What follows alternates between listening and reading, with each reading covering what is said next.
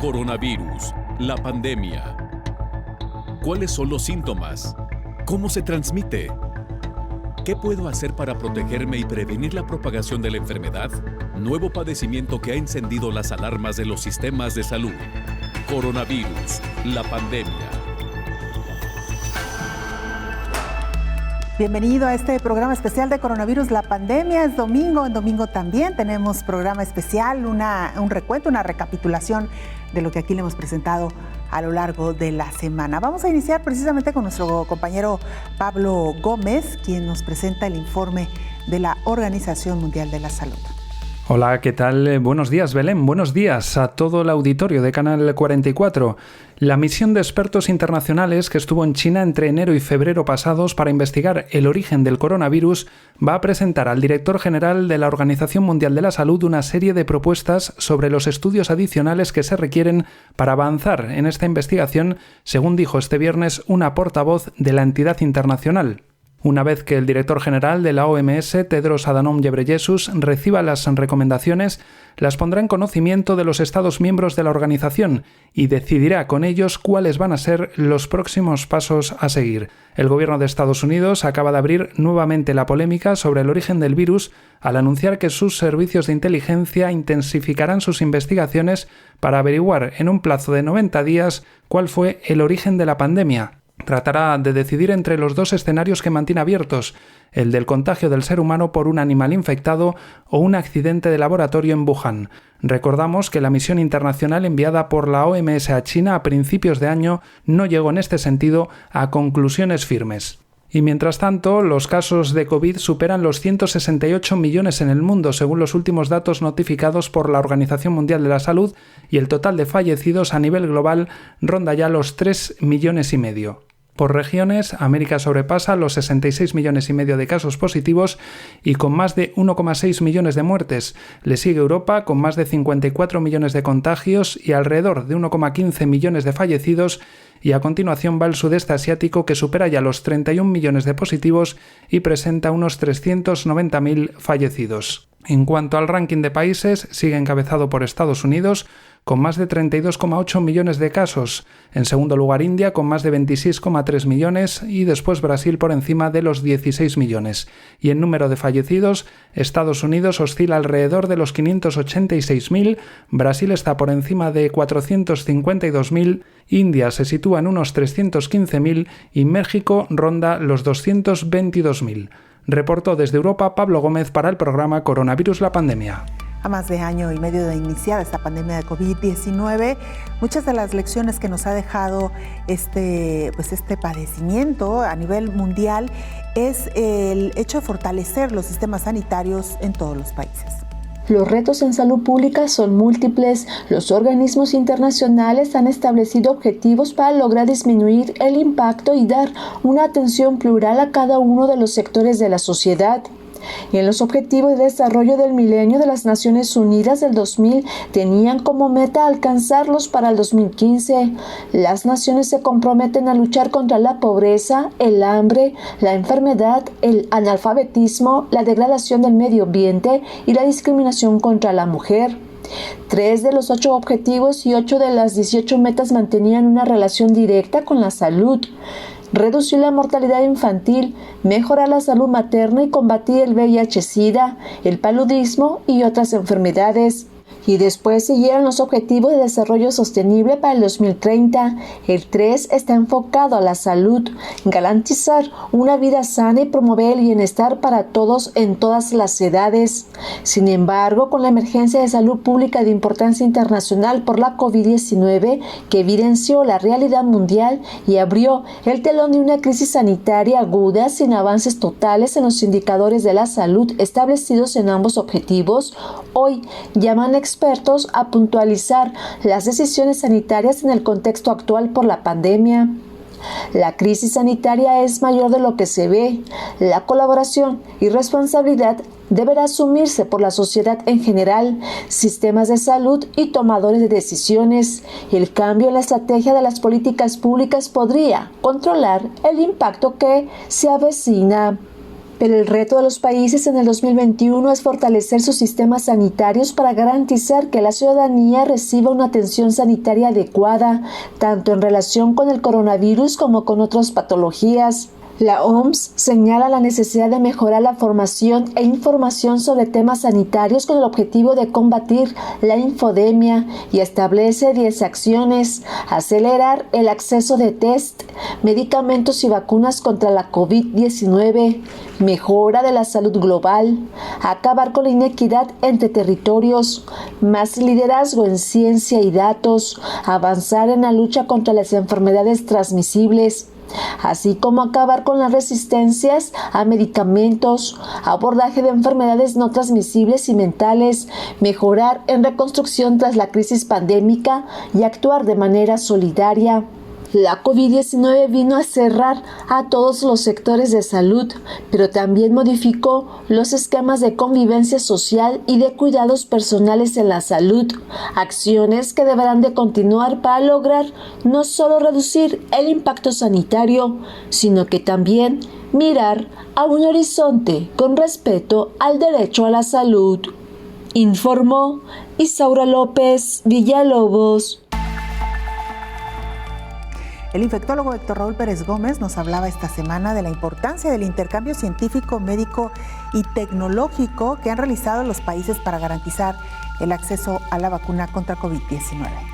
En el caso particular de vacunas, lo que en esta pandemia de COVID-19 se ha vivido es, uno, la necesidad de intercambiar aspectos científicos, tecnológicos, técnicos también, para la producción de vacunas a gran escala que puedan satisfacer la necesidad de cobertura global. Algo que, como hemos escuchado en algunas cápsulas anteriores, ha sido todo un reto, no se ha logrado del todo. Hemos escuchado la inequidad en la distribución de vacunas, la inequidad en la cobertura, muchos países que ni siquiera han iniciado vacunación, etcétera. Entonces, creo que uno de los aspectos que debemos aprender con respecto a lo que podrían ser epidemias futuras, de las cuales no estamos exentos, es el contar con mecanismos globales de cooperación, de colaboración y particularmente infraestructura para la producción de biológicos, porque además lo más probable, y todos los estudios publicados al respecto orientan a la posibilidad de que este biológico, esta vacuna, vaya a tener que aplicarse con alguna periodicidad. No sabemos todavía si cada año, cada 2 años, a qué grupos, solo a grupos vulnerables o a la población general, etcétera. No sabemos de igual manera si a lo largo de los meses o los años la inmunidad disminuye, hay que revacunar, pero además no sabemos tampoco si las variantes y las futuras que pudieran surgir obligarán a cambiar la estructura de los biológicos. Entonces, tienes toda la razón, Belén. Uno de los grandes retos y aprendizajes que debe habernos dejado esta pandemia es el contar con una infraestructura biotecnológica mundial que permita enfrentar una crisis de esta naturaleza con la producción de biológicos futuros o de los que actualmente sigue necesitando la humanidad.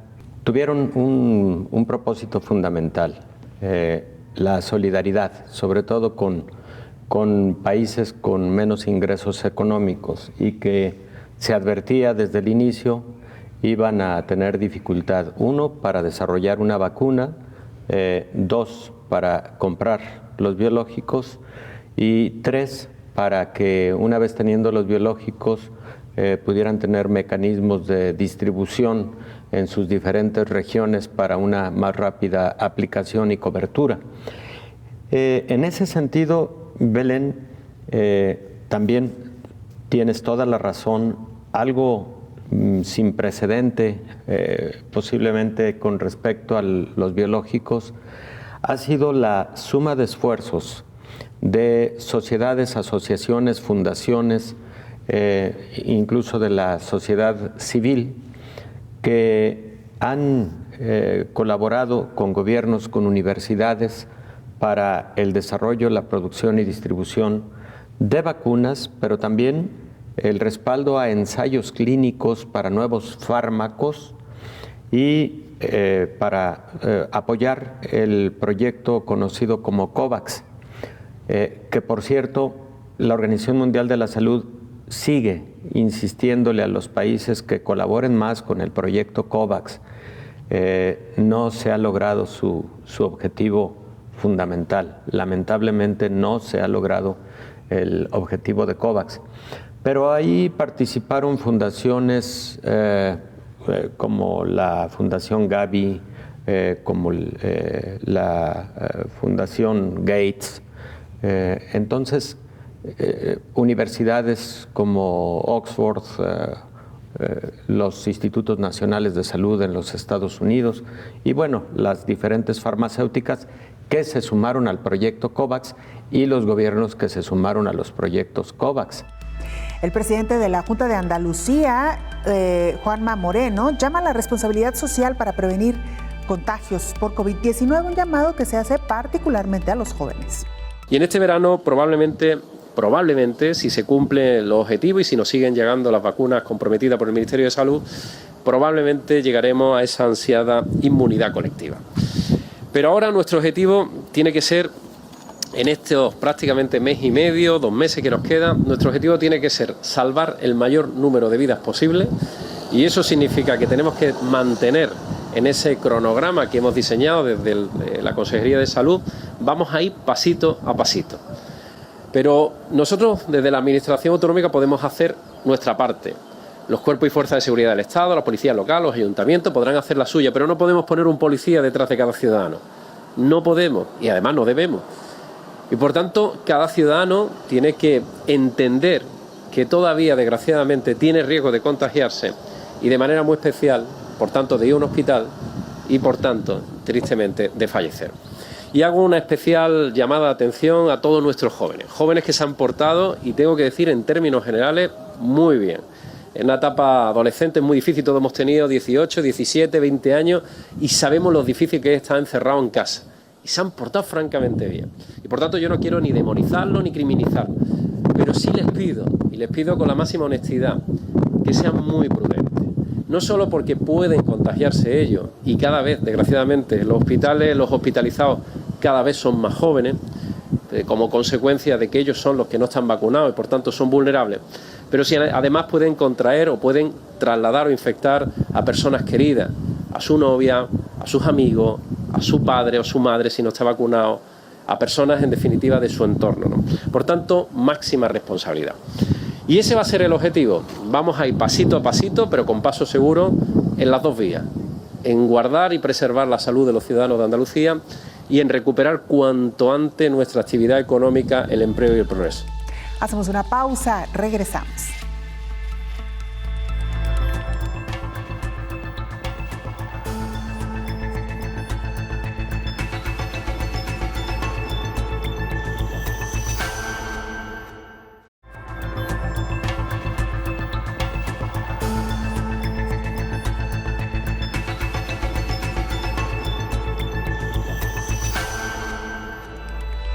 El mundo sigue enfocado en combatir esta pandemia de COVID-19. Sin embargo, los organismos internacionales de salud piden no olvidar también los otros padecimientos. A medida que pasa el 2021, la región de las Américas ha enfrentado enormes retos de salud. La región emprende la histórica tarea de vacunar cerca de 465 millones de personas contra la COVID-19. Sin embargo, la falta de solidaridad entre las naciones más ricas por las más pobres han retrasado uno de los principales retos que tiene la humanidad: vacunar a todos, lamentaron organismos internacionales. Este año, la Organización Panamericana de la Salud recordó que no solo hay que trabajar para seguir enfrentando la COVID-19, sino también atender los asuntos de salud universal, las inequidades en materia de salud, la farmacoresistencia, las enfermedades no transmisibles y otros obstáculos para la salud y el bienestar. La OPS subrayó la necesidad de que los países colaboren, involucren a los gobiernos en su totalidad y no solo a los sectores de la salud, y se aseguren de que nadie se quede atrás en las iniciativas de salud pública. Algunas de las contribuciones del organismo internacional que se ha trazado para alcanzar esta meta son, por ejemplo, fortalecer la solidaridad para lograr la seguridad sanitaria, revitalizar los esfuerzos para enfrentar enfermedades transmisibles. La OPS brinda apoyo a los países para establecer sistemas de salud sólidos y contribuir a que la población se mantenga saludable, incluso a pesar de la crisis sin precedentes en el segundo año de pandemia. Busca combatir la farmacoresistencia, prevenir y tratar en tiempo y forma las enfermedades no transmisibles y los trastornos mentales, entre otras acciones más, informó Rocío López Fonseca. El infectólogo Héctor Raúl Pérez Gómez nos habla sobre los diferentes retos al que se enfrentan actualmente los sistemas de salud. Pero ahora la Organización Mundial de la Salud sigue solicitándole a las farmacéuticas la aportación de la cantidad de biológicos suficientes para que COVAX distribuya a los países con menos recursos. Entonces, creo que han sido proyectos muy interesantes, no han logrado todo su objetivo, pero están ahí como un modelo de solidaridad para el futuro que creo que debe aplicarse y, como bien dices, Belén, no solamente para esta vacuna, sino para muchas vacunas que necesita el mundo para estar cubriendo las enfermedades infecciosas que azotan todavía a la humanidad. Todavía existe, por ejemplo, mucha tuberculosis, todavía existe paludismo, no hay vacuna para paludismo, pero sí existen fármacos nuevos, sobre todo para formas de paludismo o malaria, que es una de las formas del paludismo, que se utilizan sobre todo para casos de resistencia. ¿Qué decir del VIH? El VIH tiene en estudio algunas vacunas, todavía no hay resultados contundentes al respecto, pero empieza a verse una lucecita allá al final del túnel con respecto a alguna vacuna de utilidad para VIH. ¿Qué decir de dengue, que causa más de 50 millones de casos anualmente en la franja de los trópicos, que es en donde predominantemente afecta esta enfermedad? ¿Qué decir de otras enfermedades transmitidas por vectores, como el caso de Zika, chikungunya, fiebre amarilla, infección por el virus del oeste del Nilo? Vamos, son muchas enfermedades infecciosas en donde hay todo un reto, tanto para desarrollar vacunas como para la distribución más amplia de vacunas en todo el mundo. Entonces, sí, definitivo, Belén. Y creo que algo positivo que ha dejado esta pandemia es el surgimiento de nuevas plataformas para el desarrollo de estos biológicos. Antes, la mayor parte de las vacunas eran con virus vivos atenuados, con virus vivos inactivados.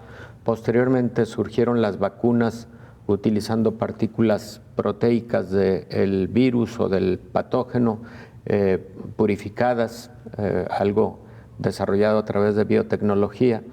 Pero ya ahora las vacunas utilizando ácidos nucleicos como el RNA mensajero o como las vacunas de DNA. Por cierto, estas vacunas están concluyendo sus ensayos clínicos de fase 3, algunas de ellas, y no nos extrañe que en próximas semanas ya estemos identificando algunas publicaciones. Esa es otra plataforma muy interesante que posiblemente va a dar a lugar el desarrollo, la producción a gran escala de nuevos biológicos. Creo que uno de los más importantes es lo que vivimos en muchos países respecto de la saturación de espacios para hospitalización y la saturación de espacios para la atención ambulatoria. Creo que muchos países, incluso los países considerados de altos ingresos económicos, tuvieron momentos álgidos al respecto. Inglaterra, Francia, España, Italia, todos llegaron a tener momentos de ocupación hospitalaria cercana al 100% por COVID-19 y todos tuvieron necesidad incluso de reconvertir servicios hospitalarios para la atención de COVID-19. Esto nos lleva obligadamente a la reflexión de que el mundo no estaba preparado para enfrentar una pandemia. Y ojo con esto, porque sí estábamos esperando una pandemia, no de COVID-19, no una pandemia causada por un coronavirus, pero estábamos esperando una pandemia de influenza. Claro que la influenza no tiene la gravedad que ha tenido COVID. La influenza tiene además tratamientos médicos con antivirales que han sido de gran utilidad a lo largo de los últimos años. Y la influenza además tiene la experiencia de la producción de vacunas de muchas décadas atrás, bueno, por lo menos de 3 décadas atrás. De tal suerte que la pandemia que esperábamos de influenza seguramente hubiera sido menos impactante que esta pandemia de COVID-19, pero creo que la preparación ante una pandemia de las características que esta fuera requería de analizar la infraestructura hospitalaria, la capacidad de proveeduría de insumos. En este caso el oxígeno fue una crisis en todo el mundo también, particularmente en países de América Latina, y de eso debemos aprender. Número 3, lo que pasó con muchas enfermedades que quedaron rezagadas en su atención por concentrar la atención a la pandemia de COVID-19. Y otro de los aspectos que debemos aprender, que nos debe llevar a reflexiones, es la suficiencia en cuanto al personal de la salud para la atención de una emergencia sanitaria. Esto también fue insuficiente en muchos momentos y en muchos lugares del mundo.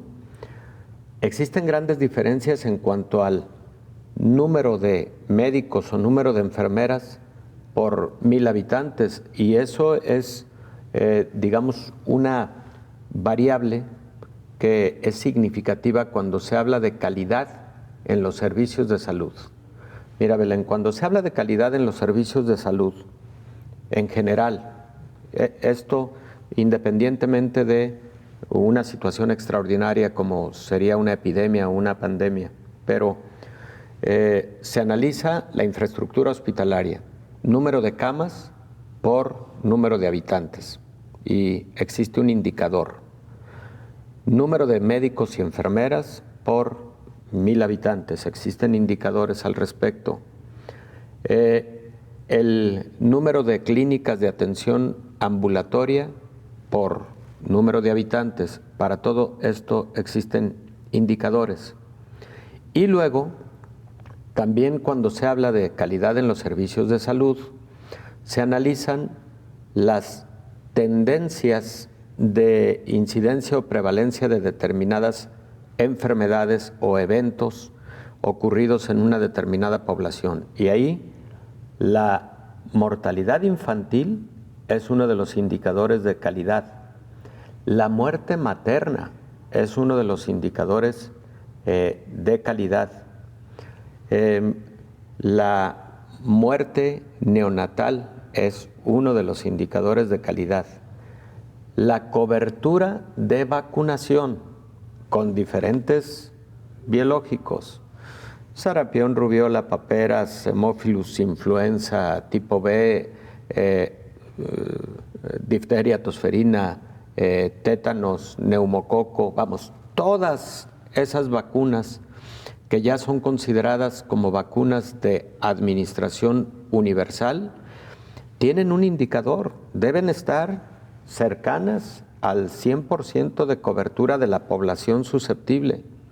Entonces, todo eso debe irse midiendo en el día a día para hablar de que un sistema de salud es un sistema de salud de calidad. Si cuando ocurre una eventualidad del tamaño de una epidemia o de una pandemia, estás absolutamente rebasado en los otros aspectos de la atención en tu sistema de salud, bueno, tienes que inmediatamente actuar para preparar tu sistema de salud para contingencias. Esta semana viajamos a Brasil, donde Alba Santandreu, corresponsal de la agencia EFE, nos actualizaba información. Hola, ¿qué tal? Buenos días, Belén. Buenos días a todo el auditorio de Canal 44. Pese a que la situación ha mejorado levemente en Brasil, el país sigue siendo uno de los más azotados por la pandemia del coronavirus. Un año después, desde el inicio de la crisis sanitaria, el país contabiliza 15,8 millones de casos y 444.000 muertes por COVID-19. El número de muertes por coronavirus viene cayendo lenta y gradualmente tras el pico de la segunda ola de la pandemia, la cual registró el país entre marzo y abril de este año. La media de contagios también está lejos de su pico, pero ha vuelto a crecer en los últimos días tras la relajación de las medidas de distanciamiento social y la reapertura de comercios, bares y restaurantes. Las imágenes de aglomeraciones son comunes en muchos puntos del país, especialmente durante los fines de semana. Los especialistas ya han advertido que el país puede enfrentar una tercera ola más grave que la segunda y que podría verse agudizada por el retraso de la vacunación. El 19% de la población ha sido inmunizada con la primera dosis de la vacuna anti-COVID, aunque tan solo el 10% ha recibido las 2 dosis. A pesar de la ralentización del proceso de vacunación, el gobierno del presidente Jair Bolsonaro se muestra optimista y confía en poder vacunar a toda la población para finales de 2021. Reportó desde Brasil para el programa Coronavirus la pandemia. Hacemos una pausa, regresamos.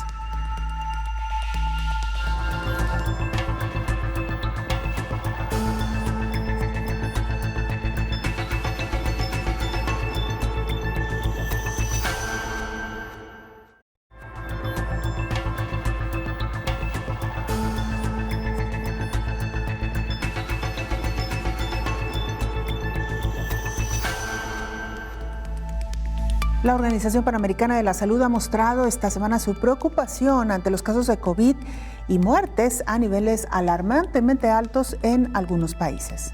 La semana pasada, 4 de cada 5 países que reportaron el mayor número de casos de COVID-19 están en la región de las Américas. Además, naciones de esta zona reportaron las 5 tasas de mortalidad más altas del mundo, advirtió la directora de la Organización Panamericana de la Salud, Carissa Etienne. La Organización Mundial de la Salud señaló que las víctimas de COVID no se han registrado seriamente.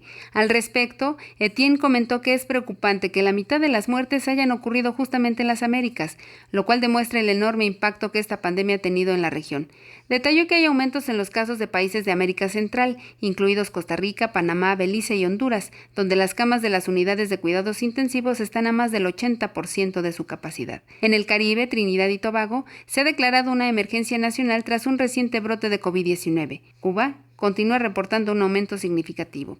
También preocupan las tendencias crecientes en las hospitalizaciones en Haití. Por otro lado, en América del Sur, las nuevas infecciones han bajado en Chile, Perú y Paraguay. Pero Uruguay, Argentina y Brasil, después de experimentar avances durante varias semanas, vuelven a tener un aumento de casos, informó Elizabeth Ortiz. A poco más de año y medio de iniciada esta pandemia de COVID-19, uno de los principales retos que no han podido superar todavía la comunidad científica es el encontrar un fármaco específico para tratar COVID-19. El infectólogo Héctor Raúl Pérez Gómez nos hablaba sobre este tema. Ha sido difícil el encontrar un medicamento altamente eficaz, específico y además seguro para el manejo de estos pacientes.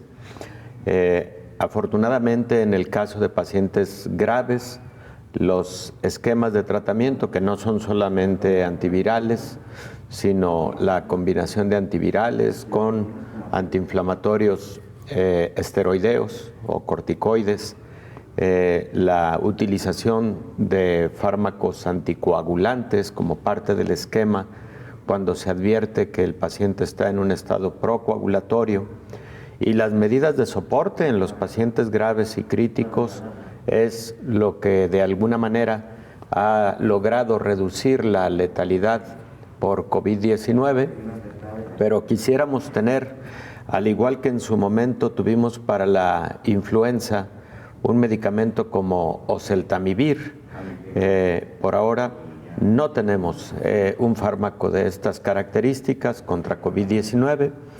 Hay promisoriamente resultados alentadores en cuanto al uso de anticuerpos monoclonales en contra de SARS-CoV-2, en contra del virus responsable de COVID-19. Son, desde mi punto de vista, los medicamentos que están en este momento en estudio, en fase 3, que han mostrado resultados más promisorios y que en pacientes con enfermedad moderada han mostrado buenos resultados.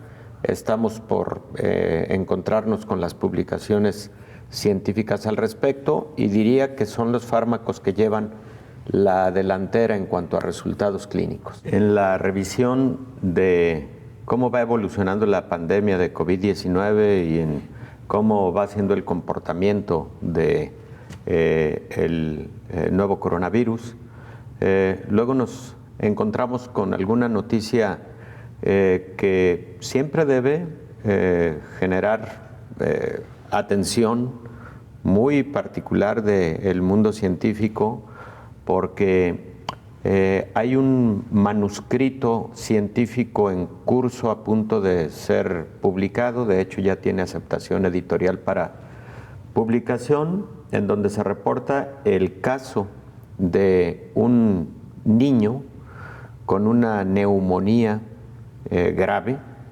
en Malasia, en una provincia en Malasia, en el que se aisló un coronavirus previamente conocido, pero que no afecta al ser humano, sino a felinos y a caninos. Un coronavirus que tiene una recombinación genética de un virus como tal, de perros y de felinos, y en donde no se ha encontrado otro patógeno responsable de la neumonía de este niño. La sospecha es que este sea un coronavirus, también pertenece a la familia de beta coronavirus, a la misma que pertenece SARS-CoV-2, y que si es el responsable de esta neumonía, se podría considerar el octavo coronavirus que afecta al ser humano. Recordemos que SARS-CoV-2, el responsable de COVID, es el séptimo. Bueno, cuidado con este nuevo hallazgo. Es un caso, Belén, hay que aclarárselo a nuestra audiencia, pero las zoonosis así son. Frecuentemente inician con un caso. COVID-19 inició con un caso. Entonces, creo que va a ser importante darle seguimiento en estos días a qué es lo que va ocurriendo con este caso, con esta publicación, para estar muy atentos, muy alertas ante la posibilidad de que un octavo coronavirus esté generando enfermedad en el humano, ¿no? Se comportan de forma distinta, Belén. Las neumonías, por principio de cuentas, la mayor parte de las neumonías en los pequeños son virales. Y dentro de los virus responsables de neumonía en los niños, tenemos, por ejemplo, el caso de los virus sincicial respiratorio, los virus de influenza, los virus de parainfluenza, los adenovirus. Son los grupos más importantes. Y bueno, pues ahora también SARS-CoV-2, COVID-19. Pero luego también hay otro grupo de patógenos bacterianos, como Streptococcus pneumoniae, cada vez menos otro llamado Haemophilus influenza, porque hay una vacuna que es parte de la vacunación universal. Y también hay un grupo de patógenos conocidos como atípicos, también son la mayor parte de ellos bacterianos, entre los que está una bacteria llamada Mycoplasma pneumoniae y otro patógeno llamado Moraxella catarrhalis. Los niños en general tienen mejor evolución que los adultos, aunque a veces tengan comportamiento grave, pero los niños tienen evoluciones a la mejoría más rápidamente que los adultos. Todos los patógenos de los que te acabo de hablar también pueden estar presentes en los adultos. Y en los adultos, sobre todo en quienes tienen comorbilidades, se comportan con mayor gravedad en general. Los adultos requieren más frecuentemente hospitalización. Los niños, muchos de ellos incluso tienen manejo ambulatorio con mucha vigilancia de parte de sus pediatras, pero también puede existir gravedad ante una neumonía en niños, incluso por patógenos tradicionales. Fíjate que ahora existe una gran ventaja laboratorial, gran ventaja desde el punto de vista laboratorial en cuanto al diagnóstico del patógeno o los patógenos responsables de una infección respiratoria como una neumonía, por ejemplo. Se pueden hacer pruebas de PCR múltiples. Estas pruebas de PCR múltiples, hay varias marcas, no comentaré alguna de ellas, pero te pueden detectar de todos los patógenos que acabo de hablar, prácticamente a cada uno de ellos, con una sola muestra del paciente, con una sola muestra, por ejemplo, nasofaríngea, o con una sola muestra de expectoración, o con una sola muestra de aspirado bronquial. Entonces eso nos ha ayudado mucho porque con una sola muestra puedes finalmente determinar el patógeno responsable y dirigir tu terapia antimicrobiana al blanco directo para lograr tener mayor éxito terapéutico. En Colombia, nuestro compañero Richard Quiñones de Oriente Noticias Bucaramanga nos actualiza también información. Hola, ¿qué tal? Un saludo especial desde Colombia, con los hechos más importantes con relación al COVID-19. En las últimas horas, el Instituto Nacional de Salud entregó una nueva cifra récord que detalla que son cerca de 25.093 casos de coronavirus que se han presentado en las últimas 24 horas. La cifra de personas contagiadas en su totalidad alcanzan a ser 3.319.193 personas que se han contagiado de COVID-19.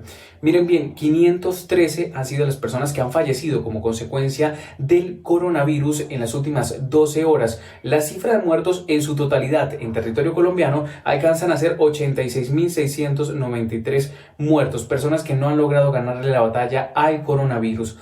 El toque de queda se sigue aplicando en algunas ciudades, tal es el caso de la capital de la República, Bogotá, en donde no se permite la salida de personas desde las 12 de la noche hasta las 4 de la mañana. Esto con el fin de evitar que las personas salgan a aglomeraciones y actividades nocturnas que pueda comprometer el crecimiento de la pandemia en este tercer pico. Las ciudades que menos casos reportan al momento son Guaviare, Vichada, Guainía y Vaupés. Otras ciudades en donde también se redujo la ocupación de camas UCI porque llama mucho la atención esta situación son Barranquilla, Santa Marta, Manizales y Medellín. Sin embargo, en otras ciudades, tal es el caso de Bucaramanga, en donde nos encontramos, se establece que se permitió que los profesionales de la salud establezcan quiénes ingresan a las unidades de cuidados intensivos dependiendo de las urgencias vitales, y es que se ha presentado un colapso que supera el 90%. La alerta roja hospitalaria se sigue presentando en algunas ciudades de este país. Vamos a hablar ahora del proceso de inmunización o de vacunación que avanza en su cuarta etapa, y les contamos que esta va finalizando de personas que tienen edades comprendidas entre 55 y 59 años de edad. También docentes universitarios, profesores de instituciones educativas primarias y aparte de eso policías y militares. Ahora bien, sigue una nueva fase y esta le permitirá a las personas entre 40 y 49 años también participar del proceso de vacunación. Esto quiere decir que se va a ampliar este cronograma con la intención de apoyar a los diferentes sectores. Sin embargo, se siguen haciendo llamadas y medidas para tratar de mitigar la pandemia. Por ahora es el reporte que se tiene desde Colombia. Un abrazo, sigan ustedes en estudio. Hacemos una pausa, regresamos ya para entrar a la recta final de este programa especial.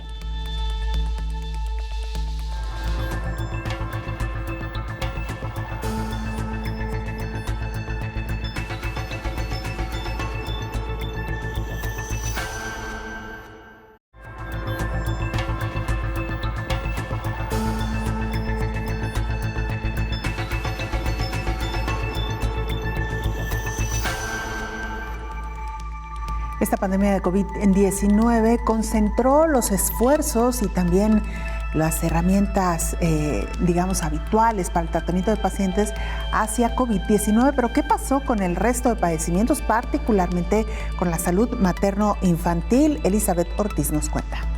La interrupción continua de los servicios de salud de la mujer podría borrar más de 20 años del progreso en la reducción de la mortalidad y el aumento al acceso de la planificación familiar en América Latina. Naciones Unidas estima que hasta 20 millones de mujeres en la región podrían haber visto interrumpido el control de la natalidad durante la pandemia, ya sea porque los servicios no están disponibles o por la falta de recursos para pagar los anticonceptivos. La atención durante el embarazo y el recién nacido también se ha interrumpido en casi la mitad de los países de las Américas, reportó la Organización Panamericana de la Salud. Sin embargo, las mujeres embarazadas son más vulnerables a infecciones respiratorias como COVID-19. Si se enferman, tienden a desarrollar síntomas más graves que requieren intubación, lo que puede poner en riesgo tanto a la madre como al bebé. El organismo internacional advirtió que casi todas las muertes maternas se pueden prevenir e incluso volver a los niveles de mortalidad materna prepandémicos, que ya eran altos, lo cual podría llevar más de una década. La tasa de mortalidad materna en América Latina y el Caribe disminuyó de 96 a 74 muertes maternas por cada 100.000 nacidos vivos entre 2000 y 2017.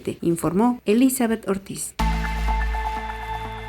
El infectólogo Héctor Raúl Pérez Gómez también hizo un recuento de lo que ha sucedido con otras enfermedades en medio de esta pandemia de COVID-19.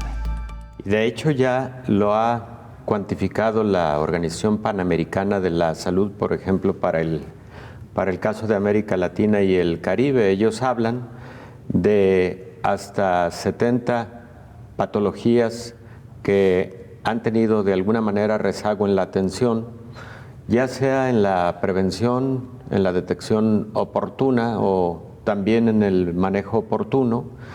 Pero además de lo anterior, no solo ha sido de enfermedades infecciosas, sino también de enfermedades crónico-degenerativas no transmisibles. Y también escuchábamos lo relativo a la atención materno-fetal o materno-infantil, que se vio afectada particularmente por la reducción de la atención prenatal, por temor frecuentemente de la mujer en embarazo para acudir a citas de control prenatal por el riesgo de COVID-19. Esta situación que, como lo he comentado antes, la Panamericana de la Salud ha identificado con mucha claridad, también fue en su momento declarado por el director general de la Organización Mundial de la Salud, Tedros Adhanom, cuando incluso instaba a los países, era el mes de agosto aproximadamente, instaba a los países miembros de la organización para que aseguraran insumos para la atención de pacientes con cáncer, para la atención de pacientes con VIH, para la atención de pacientes con tuberculosis, vacunas para todas las edades, y que la atención del COVID-19, si bien era una prioridad sanitaria y es una prioridad sanitaria, no llevara a la desatención de otras patologías. Recordemos que ocurrieron, entre otros fenómenos, número uno, la reconversión hospitalaria. Muchos hospitales destinaron un porcentaje de sus camas para la atención de pacientes con COVID. Entonces redujeron la capacidad instalada para otras patologías. Segundo, muchos hospitales redireccionaron equipamiento médico, incluyendo ventiladores, equipos de monitoreo para pacientes graves críticos a las áreas COVID. Tercero, muchos hospitales también redireccionaron al personal de la salud para la atención de áreas COVID y esto redujo importantemente la atención de otras patologías. Entonces, este ha sido un fenómeno que veíamos venir. Ahora parece cuantificado, hasta 70 patologías tuvieron afectación en cuanto a la atención en los diferentes niveles, desde prevención hasta atención y rehabilitación.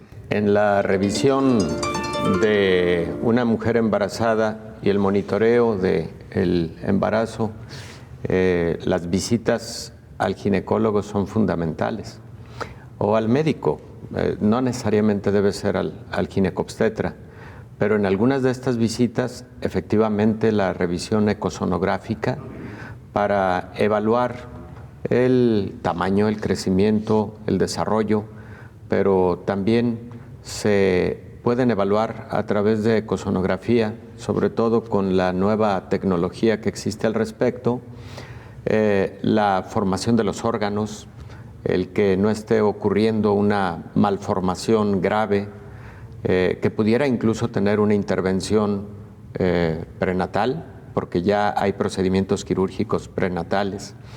En fin, todo eso definitivamente requiere de visitas presenciales y sí hubo afectación definitivamente a este monitoreo tan cercano que debe haber de la mujer en estado gestacional para el mejor control del embarazo. Uno de los medicamentos o grupos de medicamentos de gran utilidad para pacientes con COVID-19, al menos así evidenciado a través de los ensayos clínicos de fase 3, que la mayor parte han concluido y seguramente estaremos viendo las publicaciones en próximos días. Pero en publicaciones preliminares de estos ensayos clínicos, el uso de anticuerpos monoclonales en pacientes con COVID moderado a severo fue muy promisorio. Este tipo de anticuerpos monoclonales pueden actuar de dos maneras. Unos de ellos lo hacen al competir con el receptor de la enzima convertidora de angiotensina tipo 2, que es la puerta de entrada al virus, a la célula que infecta. Entonces, hemos comentado en múltiples ocasiones que el virus tiene una proteína en la superficie llamada proteína espicular. Esa proteína es la que se une precisamente al receptor y de esa manera el virus penetra a la célula que va a infectar. Estos anticuerpos compiten por esa unión. Compiten ya sea a través de adhesión a la proteína espicular de SARS-CoV-2 o también hay algunos que compiten precisamente uniéndose al receptor del SARS-CoV-2, que es la enzima convertidora de angiotensina tipo 2. Entonces, al no existir la unión entre el virus y su receptor, la infección no se perpetúa, no hay replicación viral. Recordemos que los virus necesariamente requieren de la maquinaria intracelular para poderse reproducir. No hay otro mecanismo. La reproducción viral, la replicación viral es utilizando la célula infectada.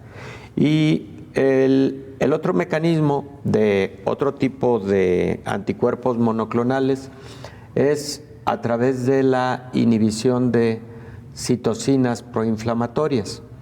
recordemos que una vez que el virus infecta a la célula, sobre todo las células del sistema inmune detectan la presencia del virus, producen estas citocinas proinflamatorias que inducen a la producción o a la llegada de otras células del sistema inmune conocida como linfocitos.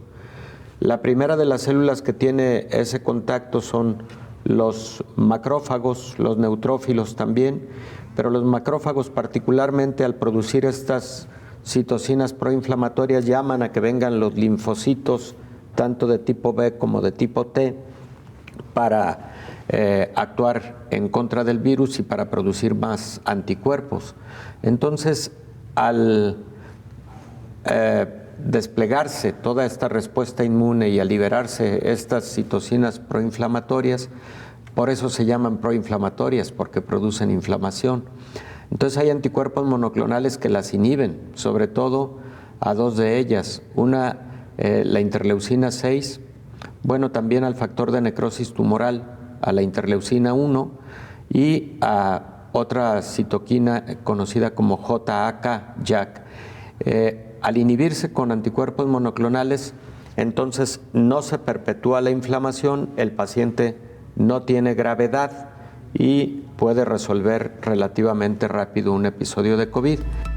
Antes de despedirnos, vamos a China, donde inició todo el epicentro de esta pandemia y también el surgimiento del virus, de un nuevo coronavirus, el SARS-CoV-2. Javier Triana, corresponsal de la agencia EFE en China, nos informa.